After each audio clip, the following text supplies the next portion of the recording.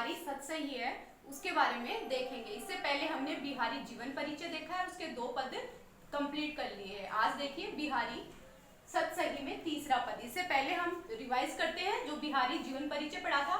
बिहारी का जन्म 1595 ईस्वी में ग्वालियर के पास एक गांव बसवा में हुआ था।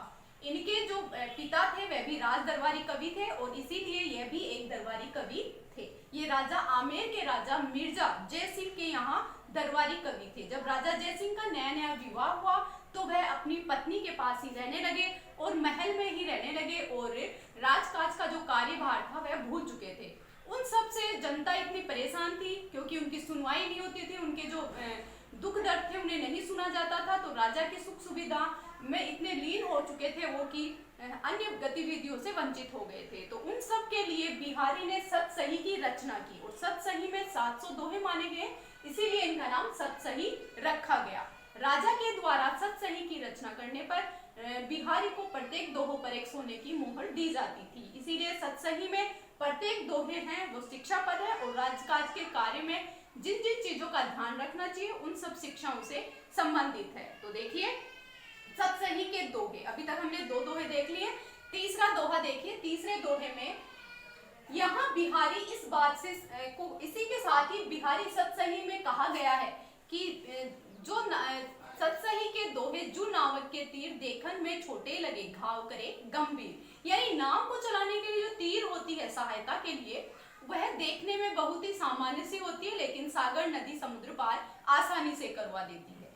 इसी भांति जो बिहारी के जो दोहे हैं वह भी देखने में छोटे हैं लेकिन उनमें भावनाएं, उनमें भाव गंभीरता से लिए हुए हैं, शिक्षा गंभीरता से लिए। दूसरी बात यह भी कही गई है कि गागर में सागर बढ़ने का कार्य बिहारी ने किया है। गागर में सागर बढ़ना यानी सागर है बहुत विस्तृत होता है, गागर है वह छोटी होती है, लेकिन बहुत सारी बातों को एक संक्षिप्त में छोटी सी बात के माध्यम से ही उस चीज को समझा देना है।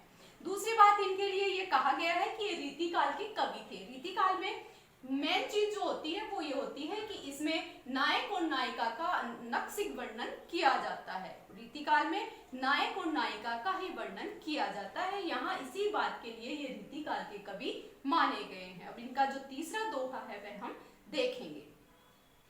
बंधु भय का दीन के को तार्यो रघुराई, टूठे टूठे फिरत हो झूठे विरद कहाई। देखिए बंधु यानी सखा मित्र, सहायता करने वाला, भय का दीन, दीन यानी गरीब। यहाँ दीन का अर्थ गरीब या पापी या दुष्ट तीनों शब्दों से लिया गया है। को का अर्थ है कौन, तार्यो यानी उद्धार करना, तारना। रघुराई यानी रघुकुल के वंशज श्री राम। टूठे टूठे यानी प्रसन्न, खुश, आनंदित। फिरत हो यानी घूमते हो।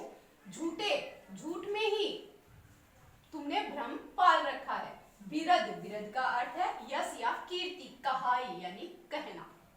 तो देखिए ये इनके कठिन शब्दार्थ हैं।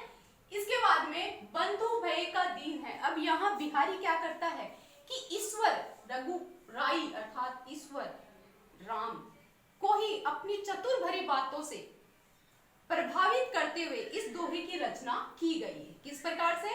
वो यहाँ कहते हैं कि मैंने सुना है रघुराई कि तुम तो दीन जो व्यक्ति है, गरीब जो व्यक्ति है उनके बंधु हो, सखा हो, मित्र हो, उनकी सहायता करते हो, लेकिन मुझे लगता है कि मेरे जैसे पापी दीन, अभी आपको बताया था कि यहाँ दीन के 3 शब्द हैं, मेरे जैसे पापी दुष्ट व्यक्ति से अभी तक तुम्हारा पाला नहीं पड़ा है।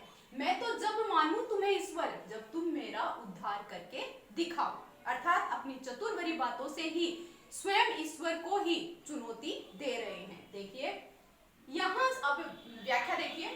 यहाँ बिहारी कहते हैं कि मैंने सुना है कि तुम दीनों के दुखों को दूर करने वाले हो, इसीलिए सभी क्या करते हैं तुम्हारी ताड़ने वाले हो, उनके जो दुख है उनके कष्टों को दूर करने वाले हो, इसीलिए तुम्हें रघुराई अर्थात राम कहते हैं। रघुकुल के तुम वंशज हो। लेकिन टूठे टूठे तुम तो अपने आप में ही प्रसन्न होके फिरते हो यानी घूमते हो। झूठ में ही भ्रम पाल रखा है तुमने। कैसे? क्योंकि तुमने अभी तक ऐसे लोगों का ही उद्धार किया है जो कि इतने उनके पाप अधिक नहीं थे। मेरे जैसे दुष्ट आत्मा, दुष्ट और पापी व्यक्ति से अब तुम्हारा पहली बार सामना हुआ है। चमत्कार करके दिखाओगे तो ही मैं मानूंगा कि तुम रघुराई हो, तुम ईश्वर हो, तुम दीन दुखी हो को ताड़ने वाले हो, दिनों के दुख को दूर करने वाले हो। तो विशेष देखिए, एक तो यहाँ ये बात स्पष्ट की गई है चतुर भरी बातों से। बिहारी अपनी चतुराई से ये स्पष्ट करना चाहते हैं किस प्रकार से उन्होंने गरीब लोगों का दुख दूर, अपने ही दुखों को दूर करते हुए और अपने को पापी और दुष्ट बताते हुए ये चाहते हैं कि ईश्वर उनके पापों को न देखकर उनका उद्धार कर दे।